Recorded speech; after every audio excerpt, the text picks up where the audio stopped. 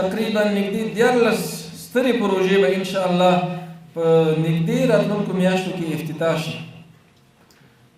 له دې سره به د موږ او د تاسو داخلي تولید تر 5.5 میګاواټه پورې نور هم لوړ شي. تاسو وګورئ په تېرو 40 کلونو کې تر دې مهاله پورې د افغانستان ټول داخلي ظرفیت 380 میګاواټه ده. خو الحمدلله موږ او تاسو په د نږدې راتلونکو میاشتو کې به تر 5.5 میګاواټه پورې داسې پروژې افتتاح کوو چې هغه به د هېواد په مختلفو ولایتو کې وي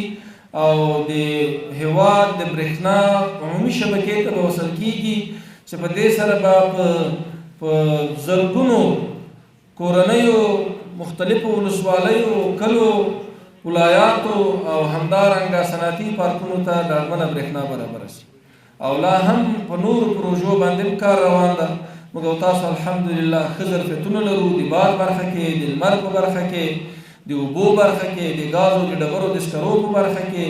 په نورو مختلفو برخو کې ظرفیتونه لرو چې په دې باندې انشاءالله کار کېږي او موږ او تاسو به ډاډمنه برېښنا ترلاسه کوو.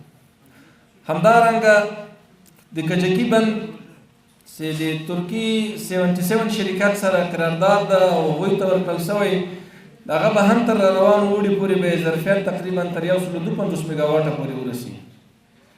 چې په دې باندې به موږ وکولی شو چې هلمند او کندهار ته ډاډمنه برېښنا ورسو. خو الحمدلله مخکې له دې چې د بند ظرفیت لوړ شي موږ خپلې چارې نه دي درولي او له کجکي بند څخه تر قندهاره پورې 110 کیلو ولټ لاین چې دا به د قندهار تر مشرقي سب سټیشنه پورې را رسیږي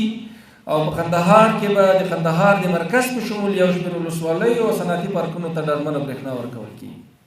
چې دغه چارې عملا د برېښنا شرکت له لوري څخه خلاصې شوي دي او مشرانو ته د تایید په خاطر باندې دا پروژه لیږل شوي چې له هغې خوا تایید چې نور افتتاح ته آماده ده او په څو لاټونو موږ تقسیم کړې ده چې په 6 میاشتو کې به دغه کار انشاءالله موږ تکمیلوو.